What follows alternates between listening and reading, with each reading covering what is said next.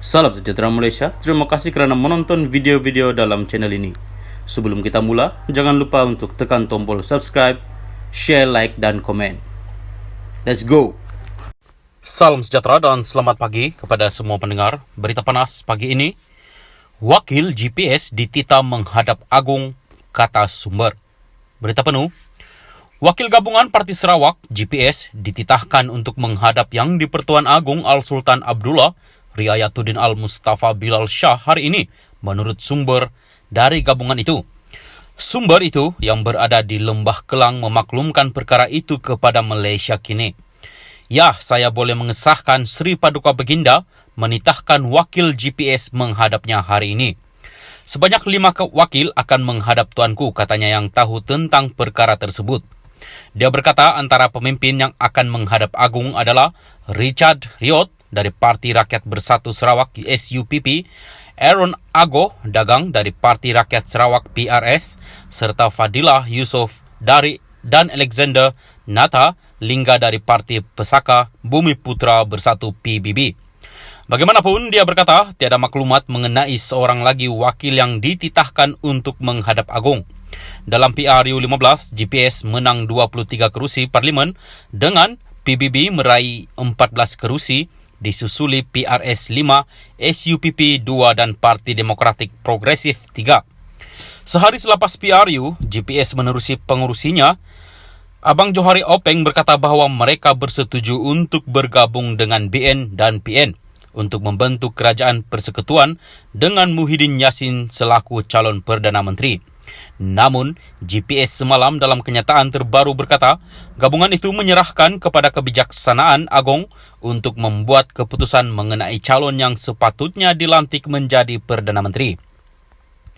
Ia selepas kenyataan Presiden Parti Progresif Demokratik PDP, Tiong King Sing, salah satu parti komponen GPS, berkata, gabungan itu yang mempunyai 22 kursi parlimen akan menunggu penjajaran politik PN diselesaikan sebelum gabungan itu membuat keputusan.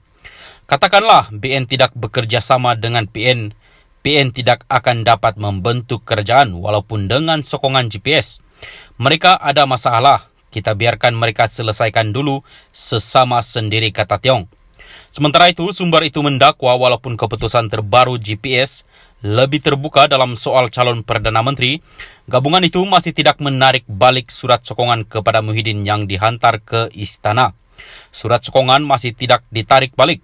Ini mungkin akan dibincang dalam GPS dalam masa terdekat, katanya lagi. Salam sejahtera dan selamat pagi kepada semua pendengar. Berita panas pagi ini, Wakil GPS ditita menghadap Agung, kata sumber. Berita penuh, Wakil Gabungan Parti Sarawak GPS dititahkan untuk menghadap Yang di-Pertuan Agung Al-Sultan Abdullah, Riayatuddin Al-Mustafa Bilal Shah hari ini, menurut sumber dari gabungan itu. Sumber itu yang berada di Lembah Kelang memaklumkan perkara itu kepada Malaysia kini. Ya, saya boleh mengesahkan Sri Paduka Baginda menitahkan wakil GPS menghadapnya hari ini. Sebanyak 5 wakil akan menghadap tuanku, katanya yang tahu tentang perkara tersebut. Dia berkata antara pemimpin yang akan menghadap Agung adalah Richard Riot dari Parti Rakyat Bersatu Sarawak SUPP, Aaron Ago Dagang dari Parti Rakyat Sarawak PRS, serta Fadilah Yusof dan Alexander Nata Lingga dari Parti Pesaka Bumi Putra Bersatu PBB. Bagaimanapun, dia berkata tiada maklumat mengenai seorang lagi wakil yang dititahkan untuk menghadap Agung.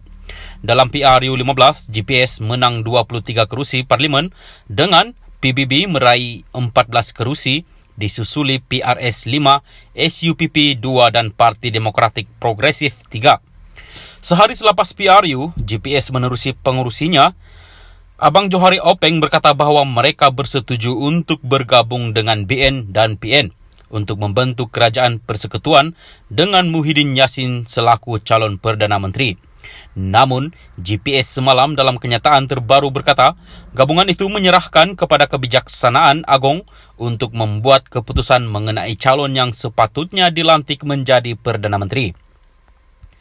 Ia selepas kenyataan Presiden Parti Progresif Demokratik PDP, Tiong King Sing, salah satu parti komponen GPS, berkata, gabungan itu yang mempunyai 22 kursi parlimen akan menunggu penjajaran politik PN diselesaikan sebelum gabungan itu membuat keputusan. Katakanlah BN tidak bekerja sama dengan PN tidak akan dapat membentuk kerajaan walaupun dengan sokongan GPS. Mereka ada masalah, kita biarkan mereka selesaikan dulu sesama sendiri, kata Tiong.